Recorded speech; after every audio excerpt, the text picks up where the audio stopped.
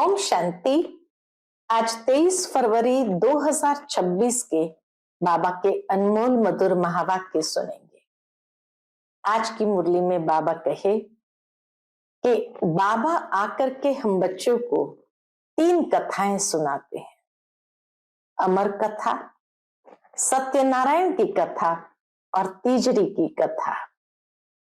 और यही कथा सुना करके हमें संपन्न बना करके सतयुग के लायक बनाते हैं।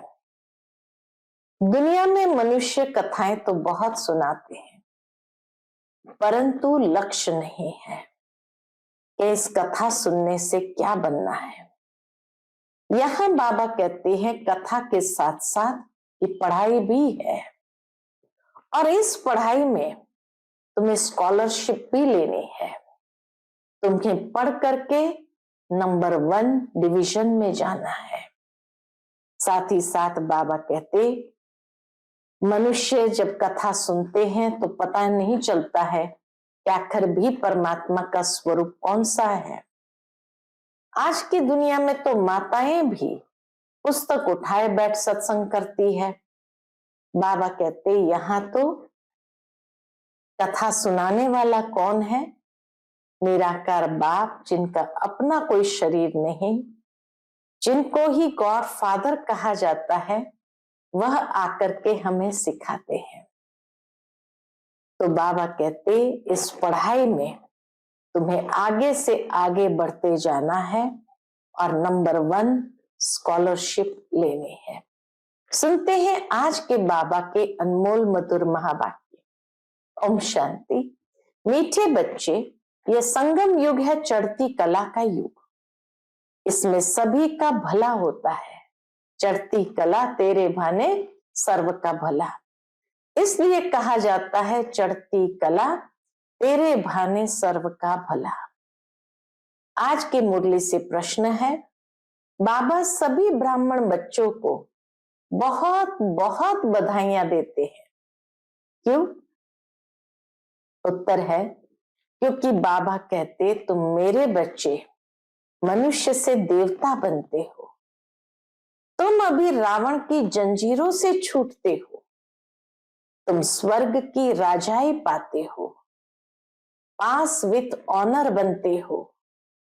मैं नहीं, बाबा नहीं बनता है। इसलिए बाबा तुम्हें बहुत बहुत बधाइयां देते हैं।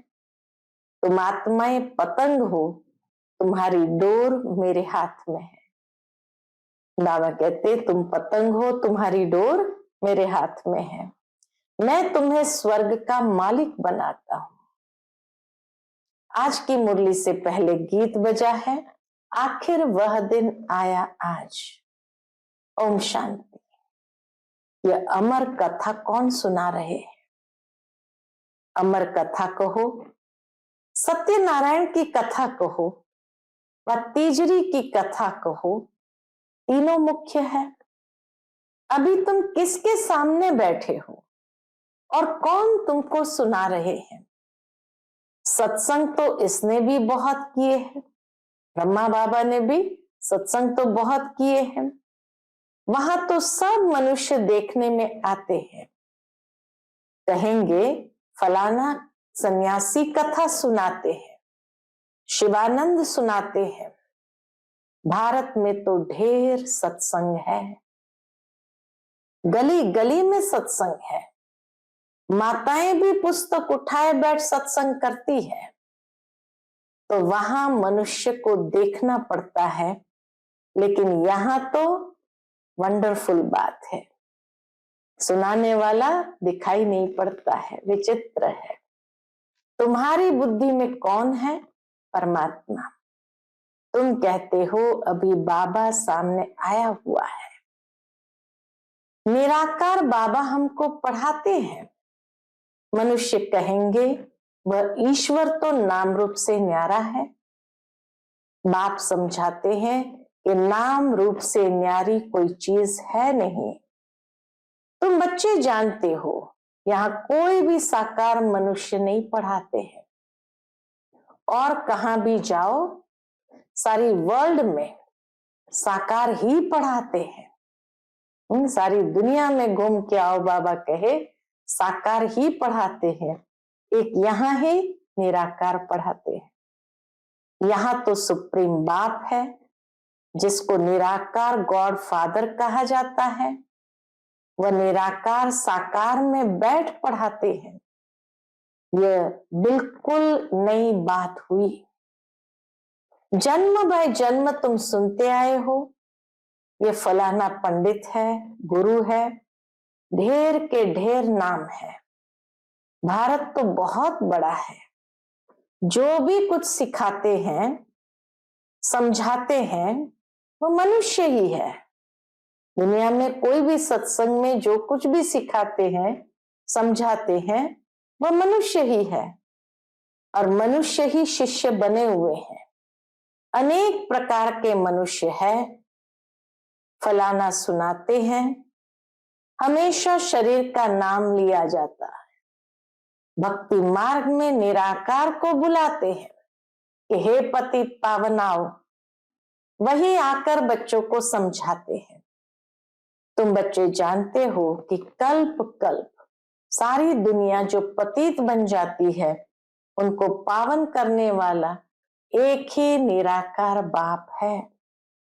तुम यहाँ जो बैठे हो, तुम्हारे में भी कोई बच्चे हैं, कोई पक्के हैं, क्योंकि आधा कल्प तुम देह अभिमानी बने हो। अब देही अभिमानी इस जन्म में बनना है। तुम्हारी देह में रहने वाली जो आत्मा है, उनको परमात्मा बैठ समझाते हैं। आत्मा ही संस्कार ले जाती है। आत्मा कहती है ऑर्गन्स द्वारा कि मैं फलाना हूं। ये ऑर्गन्स द्वारा कहते हैं मैं फलाना हूं, परंतु आत्मा अभिमानी तो कोई है नहीं। बाप समझाते हैं जो इस भारत में सूर्यवंशी चंद्रवंशी थे, वही इस समय आकर ब्राह्मण बनेंगे, फिर देवता बनेंगे। मनुष्य देह अभिमानी रहने की आदती है। मनुष्य देह अभिमानी रहने के आदती है, देही अभिमानी रहना भूल जाते हैं।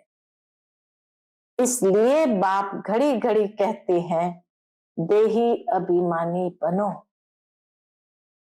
आत्मा ही भिन्न भिन्न चोला लेकर के पाठ बजाती है।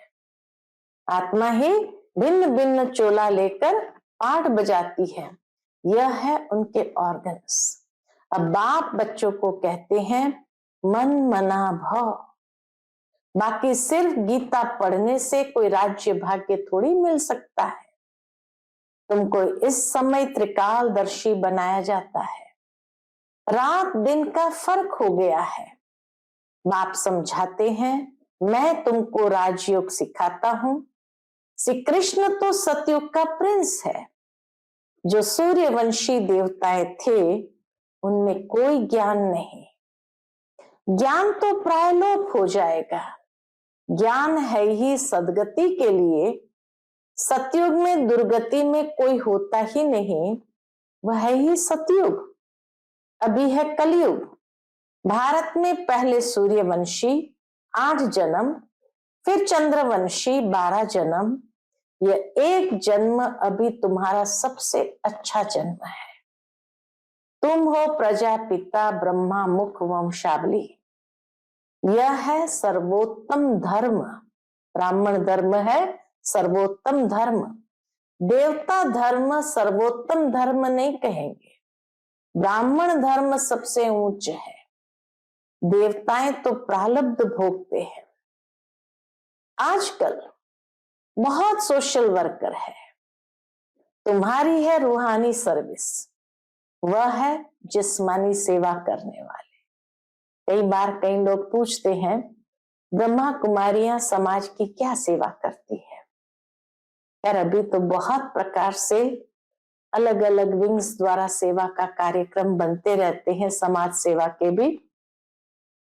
परंतु मुख्य सेवा जो करती है ब्रह्मा कुमारियां, वो है बीज को पानी देने की। अर्थात जैसे कोई व्यक्ति सारे वृक्ष के पत्ते पत्ते को पानी दे, और फिर कहे मैंने पत्ते पत्ते को पानी दिया, फिर भी वृक्ष सूखता ही जा रहा है। अरे पत्ते पत्ते को देने की मेहनत करने की आवश्यकता नहीं, जड़ को पानी देने की जरूरत है। जड़ को देंगे तो पत्ते पत्ते तक आपे ही पहुंच जाएगा। ठीक इसी तरह हर प्रकार से बाह्य रूप की सेवाएं अनेक संस्थाएं कर रही है, परंतु ब्रह्मा कुमारियां जो आध्यात्मिक ज्ञान देती है, ये आत्मा की जड़ों को, संस्कारों को सींचने की बात है। और जब जड़ों को पानी प्राप्त हो जाता, अमृत प्राप्त हो जाता ज्ञान का, तो पत्ते पत्ते तक आप ही पहुंच जाता है। अर्थात जीवन के अंदर हर प्रकार के स्वभाव, संस्कार, आदत, हर प्रकार की बातों पर सहजता से अधिकार भी प्राप्त होता है और परिवर्तन करने की शक्ति भी आ जाती है। तो इसीलिए बाबा कहते तुम्हारी है रूहानी सर्विस, वह है जिस्मानी सेवा करना। रूहानी सर्विस एक ही बार होती है। आगे ये सोशल वर्कर आदि नहीं थे, राजा रानी राज्य करते थे, सतयुग में देवी देवता थे, तुम ही पूज्य थे फिर पुजारी बने। लक्ष्मी नारायण द्वापर में जब वाम मार्ग में जाते हैं तो मंदिर बनाते हैं। लक्ष्मी नारायण ही जब वाम मार्ग में गए तो सबसे पहले मंदिर बनाए, और सबसे पहले पहले शिव का मंदिर बनाते हैं। वह है सर्व का सदगति दाता, तो उनकी जरूर पूजा होनी चाहिए। शिव बाबा ने ही आत्माओं को निर्विकारी बनाया था ना, फिर होती है देवताओं की पूजा। तुम ही पूज्य थे फिर पुजारी बने। बाबा ने समझाया है, चक्र को याद करते रहो, सीढ़ी उतरते उतरते एकदम पट पर आकर पड़े हो। अब तुम्हारी चढ़ती कला है। कहते हैं चढ़ती कला तेरे भाने सर्व का भला, सारी दुनिया के मनुष्य मात्र की अब चढ़ती कला करता हूं। पतित पावन आकर सबको पावन बनाते हैं। जब सतयुग था तो चढ़ती कला थी और बाकी सब आत्माएं मुक्ति धाम में थी। बाप बैठ समझाते हैं, मीठे मीठे बच्चों, मेरा जन्म भारत में ही होता है। शिव बाबा आया था, गाया हुआ है, अब फिर आया हुआ है। इसको कहा जाता है राजस्व अश्वमेध अविनाशी रुद्र ज्ञान यज्ञ। इसको कहा जाता है राजस्व अश्वमेध अविनाशी रुद्र ज्ञान यज्ञ। स्वराज्य पाने के लिए यज्ञ रचा हुआ है। विघ्न भी पढ़ते थे, विघ्न भी पड़े थे, अब भी पढ़ रहे हैं। माताओं पर अत्याचार होते हैं, कहते हैं बाबा हमको ये नंगन करते हैं, हमको ये छोड़ते नहीं हैं, बाबा हमारी रक्षा करो। दिखाते हैं द्रौपदी की रक्षा हुई। अभी तुम 21 जन्मों के लिए बेहद के बाप से वर्षा लेने आए हो। याद की यात्रा में रहकर अपने को पवित्र बनाते हो, फिर विकार में गए तो खलास, एकदम गिर पड़ेंगे। इसलिए बाप कहते हैं पवित्र जरूर रहना है। जो कल्प पहले बने थे वही पवित्रता की प्रतिज्ञा करेंगे। फिर कोई पवित्र रह सकते हैं, कोई नहीं रह सकते हैं। मुख्य बात है याद की। याद करेंगे, पवित्र रहेंगे और स्वदर्शन चक्र फिराते रहेंगे तो फिर ऊंच पद पाएंगे। विष्णु के 2 रूप राज्य करते हैं ना, परंतु विष्णु को जो शंख चक्र दे दिया है वह देवताओं को नहीं था, लक्ष्मी नारायण को भी नहीं था। विष्णु तो सूक्ष्म वतन में रहते हैं, उनको चक्र के नॉलेज की दरकार ही नहीं है। वहां मूवी चलती है। अभी तुम जानते हो कि हम शांति धाम के रहने वाले हैं, वह है निराकारी दुनिया। अब आत्मा क्या चीज है? वह भी मनुष्य मात्र नहीं जानते हैं। कह देते आत्मा सो परमात्मा। आत्मा के लिए कहते हैं एक चमकता हुआ सितारा है जो भ्रुकुटी के बीच रहता है, इन आंखों से देख न सके। भल कोई कितना भी कोशिश करे, शीशे आदि में बंद करके रखे कि देखे कि आत्मा निकलती कैसे है। कोशिश करते हैं परंतु किसको भी पता नहीं पड़ता आत्मा क्या चीज है, कैसे निकलती है। बाबा के समय में किसी वैज्ञानिक ने ये कोशिश किया था कि आत्मा को हम देखना चाहते हैं। तो एक व्यक्ति जो मृत्युशैया पर था, तो उसको एक कांच की कैबिन में रखा गया, शीशे में, ताकि देख सके कि आत्मा जब निकलती है तो कहां से निकलती है और कैसे दिखती है। लेकिन कहा जाता है कि आत्मा जब निकली तो एकदम वो शीशे को तोड़ करके बाहर चली गई, लेकिन कोई देख ही नहीं सका। तो बाबा कहते हैं कोशिश करते हैं परंतु किसको भी पता नहीं पड़ता आत्मा क्या चीज है, कैसे निकलती है। बाकी इतना कहते हैं आत्मा स्टार मिसल है, दिव्य दृष्टि बिगर उसको देखा नहीं जाता। भक्ति मार्ग में बहुतों को साक्षात्कार होता है। लिखा हुआ है अर्जुन को साक्षात्कार हुआ, अखंड ज्योति है। अर्जुन ने कहा हम सहन नहीं कर सकते। बाप समझाते हैं इतना तेजोमय आदि कुछ है नहीं। जैसे आत्मा आकर शरीर में प्रवेश करती है पता थोड़ी पड़ता है। अब तुम भी जानते हो कि बाबा कैसे प्रवेश कर बोलते हैं। आत्मा आकर बोलती है, यह भी ड्रामा में सारी नूंद है, इसमें कोई के ताकत की बात नहीं। आत्मा कोई शरीर छोड़ जाती नहीं है, ये साक्षात्कार की बात है। वंडरफुल बात है ना। बाप कहते हैं मैं भी साधारण तन में आता हूं। आत्मा को बुलाते हैं ना, आगे आत्माओं को बुलाकर उनसे पूछते भी थे। अभी तो तमो प्रधान बन गए हैं ना। बाप आते ही इसलिए हैं कि हम जाकर पतितों को पावन बनाए। कहते भी है 84 जन्म, तो समझना चाहिए जो पहले आए हैं उन्होंने ही जरूर 84 जन्म लिए होंगे। वह तो लाखों वर्ष कह देते हैं। अब बाप समझाते हैं तुमको स्वर्ग में भेजा था, तुमने जाकर राज्य किया था, तुम भारतवासियों को स्वर्ग में भेजा था, राजयोग सिखाया था संगम पर। बाप कहते मैं कल्प के संगम युगे आता हूं। गीता में फिर युगे युगे अक्षर डाल दिया है। अभी तुम जानते हो हम सीढ़ी कैसे उतरते हैं फिर चढ़ते हैं। चढ़ती कला फिर उतरती कला। अभी ये संगम युग है, सर्व की चढ़ती कला का युग। सब चढ़ जाते हैं, सब ऊपर में जाएंगे, फिर तुम आएंगे स्वर्ग में पाठ बजाने। अब कहे सब ऊपर चले जाएंगे फिर तुम आएंगे स्वर्ग में पाठ बजाने। सतयुग में दूसरा कोई धर्म नहीं था, उनको कहा जाता है वाइसलेस वर्ल्ड। फिर देवी देवताएं वाम मार्ग में जाकर सब विशेष होने लगते हैं। यथा राजा रानी तथा प्रजा। बाप समझाते हैं हे भारतवासी तुम वाइसलेस वर्ल्ड में थे, अब है विशेष वर्ल्ड। अनेक धर्म है, बाकी एक देवी देवता धर्म नहीं है। जरूर जब न हो तब तो फिर स्थापन हो।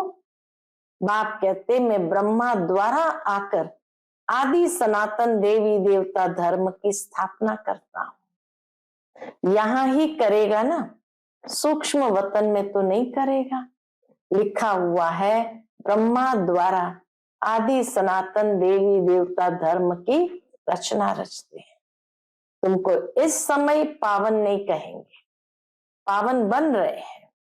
टाइम तो लगता है ना। पतित से पावन कैसे बने, ये कोई भी शास्त्र में नहीं है। वास्तव में महिमा तो एक बाप की ही है। उस बाप को भूलने के कारण ही ऑर्फन बन पड़े हैं, लड़ते रहते हैं। फिर कहते सब मिलकर एक कैसे हो, भाई भाई है ना। बाबा तो अनुभवी है, भक्ति भी इसने पूरी की है। ब्रह्मा बाबा तो हर बात के अनुभवी, भक्ति भी उसने पूरी की है, सबसे अधिक गुरु किए हुए हैं। अब बाप कहते हैं इन सब को छोड़ो, अब मैं तुमको मिला हुआ हूं, सर्व का सदगति दाता एक सत श्री अकाल कहते हैं ना। अर्थ नहीं समझते, पढ़ते तो बहुत रहते हैं, बाप समझाते हैं अभी सब पतित है, फिर पावन दुनिया बनेगी, भारत ही अविनाशी है, ये कोई को पता नहीं है। भारत का कभी विनाश नहीं होता और न कभी प्रलय होती। यह जो दिखाते हैं सागर में पीपल के पत्ते पर श्री कृष्ण आए, अब पीपल के पत्ते पर तो बच्चा आ न सके।